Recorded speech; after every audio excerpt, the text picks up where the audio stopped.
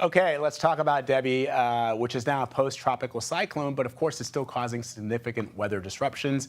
As you just heard from Chris Van Cleef, this is happening in the mid-Atlantic and the Northeast. Heavy rain, flash flooding, and even tornadoes are possible from Virginia all the way up to Vermont. So CBS News correspondent Cristian Benavides is following the path of Debby for us.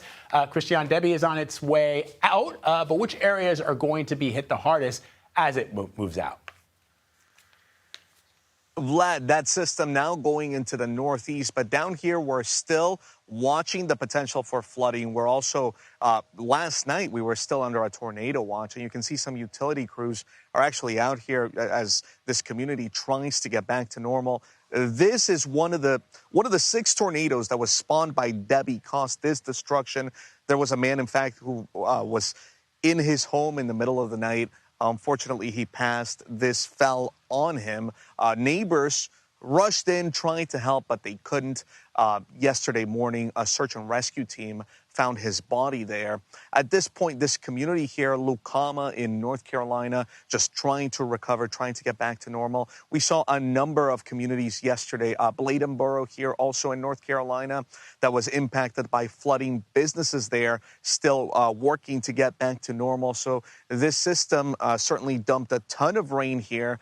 There were some water rescues that took place, one of a number of teens in Raleigh. So certainly this was a system that brought some heavy downpours, spawned a couple of tornadoes, and now the rebuilding begins.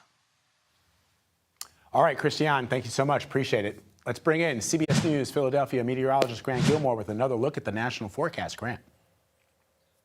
All right, Vlad, yeah, keeping a close eye on Debby as it finally begins to accelerate out of really the continental United States. It's going to be heading up towards Canada. But again, it's weakening as it does so, but still bringing a lot of concerns, especially across the Northeast. You can see all that moisture, all the cloud cover from Debby, not just in the Northeast, but still trailing back into the mid-Atlantic states and portions of the Southeast this morning. So it continues to be an issue, even though it's not a hurricane and now not even a tropical depression. It's a post-tropical system, but still it brings along with it all of the tropical threats. One difference today, though, is that Debby, or at least the remnants of Debby, it's moving a lot faster, thank goodness, right? The wind speeds earlier this week, I shouldn't say wind speeds, the movement of this system was only around 5 to 7 miles per hour. It has quickly accelerated. It's now moving at 35 miles per hour. But again, bringing all of those tropical threats with it, including tornadoes. These are all the tornado reports across the mid-Atlantic over the last 24 hours. And we're going to continue to have to watch that threat for spin-up tornadoes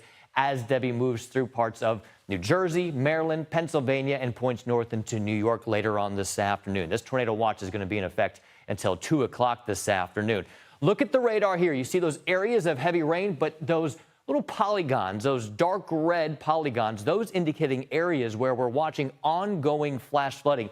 As has been the calling card with Debby, flooding is a concern, but not as big of a concern as it was back into the Carolinas and in Georgia, of course, Florida earlier on this week. But still, a moderate risk for flooding where some places could pick up 3, 4, maybe even 5 inches of rainfall in a relatively short period of time. But again, because Debby's moving so quickly, it won't have an opportunity to drop as much rainfall as what it did earlier on this week. Elsewhere around the country, we've got a little taste of fall on the way. Places like Minneapolis, looking at high temperatures running 15 degrees colder than normal today with highs in the upper 60s.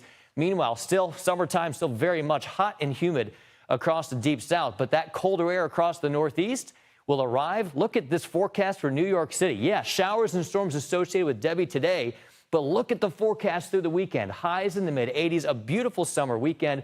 And that beautiful weather continues in the low 80s as we go into early next week. I mentioned the heat across the south. It's heat advisory worthy with those heat advisories from Texas into Florida. Actual temperatures climbing into the mid and upper 90s, if not 100 degrees. Vlad, Houston at 100.